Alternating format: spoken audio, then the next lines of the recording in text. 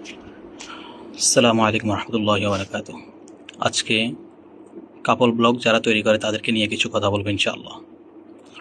বর্তমানে আধুনিককালে নিজ স্ত্রীদের রূপ সৌন্দর্য দেখিয়ে টাকা পয়সা ইনকাম করাকে বলা হয় কাপল ব্লগার। আগে যেমন বেকার অকর্ম মানুষেরা কয়টা টাকা পয়সা ইনকাম করার জন্য সার্কাস এবং পশু পাখির খেলা দেখাতো, সময়ের পরিবর্তনে সেই শ্রেণীটাই এখন কাপল ব্লগ তৈরি করে। যারা কাপল ব্লগ তৈরি করে তাদের পেশা এবং একই সাথে নেশা হয়ে ওঠে এটা। দাম্পত্য জীবনের স্ত্রীর সাথে কাটানো মুহূর্তগুলো ভিডিও তৈরি করে ক্যামেরাবন্দি করে উপস্থাপন করে থাকে কাপল ব্লগাররা। উদ্দেশ্য একটাই, মনিটাইজেশনের মাধ্যমে টাকা কামানো। যেহেতু উপার্জন নির্ভর করে দর্শক সংখ্যার উপর, আর দর্শক সংখ্যা বাড়াতে আকর্ষণীয় দৃশ্যপটের প্রয়োজন হয়, তাই তারা প্রদর্শনীতে নিজ স্ত্রীকে উপস্থাপন করে। এটা বলা বাহুল্য যে একজন নারীর চেহারা এবং কথাবার্তা স্বভাবতই আকর্ষণীয় হয়। ফলশ্রুতিতে বিপুল সংখ্যক পরপুরুষ একই ভিডিও বারংবার দেখে। এই কথা বলার অপেক্ষা রাখে না যে ইসলামের দৃষ্টিতে এটি জঘন্য পাপ এবং স্বাভাবিক বিবেকবোধ ও মানবীয় আত্মমর্যাদার দৃষ্টিকোণ থেকেও এটি গুরুতর অপরাধ। পবিত্র কোরআনে নারীদেরকে বাহিরে গমনকালীন মুহূর্তেও পূর্ণ পর্দা পালনের নির্দেশ দেওয়া হয়েছে।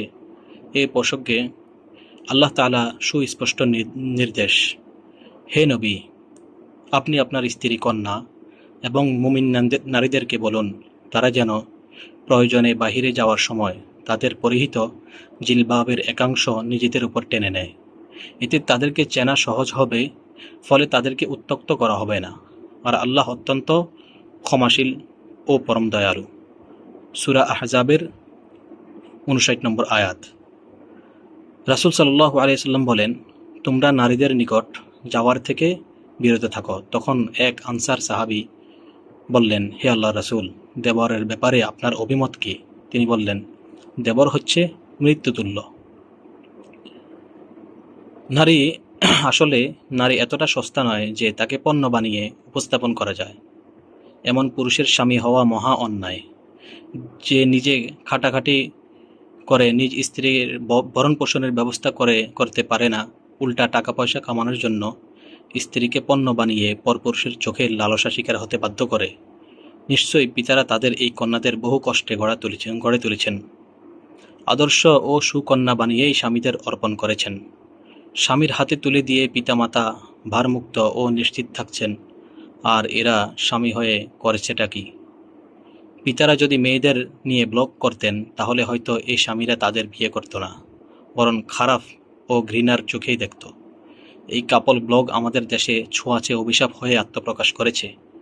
এটি বহু সুখী পরিবারকে ধ্বংস করে দিয়েছে, বহু পুরুষের জীবনকে জাহান্নাম বানিয়ে দিয়েছে, বহু শিক্ষার্থীর ফুলিল জীবনকে তছনছ করে দিয়েছে। কয়েকটি ঘটনা বলছি।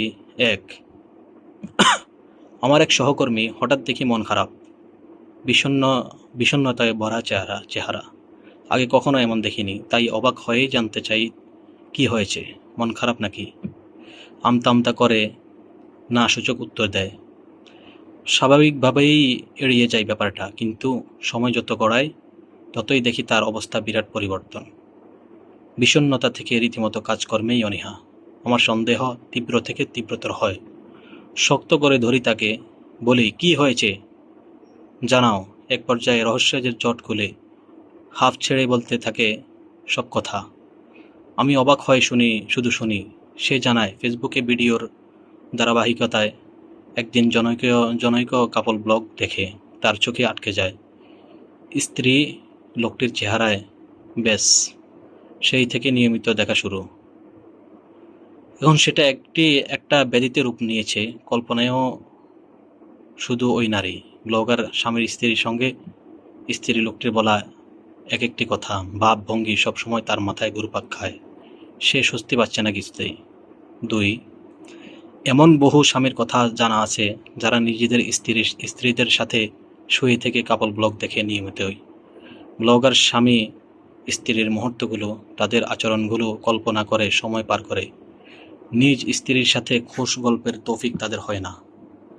ওদিকে স্ত্রীদের কলচে ফেটে যেতে চায় দুঃখে কষ্টে, না পারে বলতে আর না পারে সইতে। নাউজুবিল্লাহি মিন যালিক। বিবেকবানদের জন্য এটুকু যথেষ্ট। এমন বহু অপ্রীতিকর ঘটনা প্রায়ই শোনা যায়।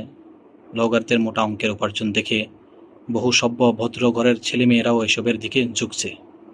বহু সুপুরুষ এসব দেখে তাদের জীবন যৌবন সব ধ্বংসের মুখে ঢেলে দিয়েছে।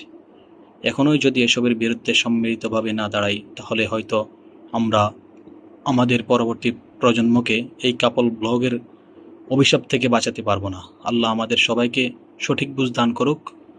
আমাদের যত মা বাবা আছে, আমাদের আত্মীয় পরিবার পরিজন যারা আছে, যারাই এই ধরনের কাজের ভিতরে লিপ্ত, আমরা উদারত আহ্বান জানাচ্ছি সবাইকে, আপনারা নিজেরা এগুলো থেকে বিরত থাকেন। আর যারা এগুলো তৈরিতে ব্যস্ত, তাদেরকে এগুলো থেকে বিরত রাখার জন্য সেই ব্যবস্থা করেন।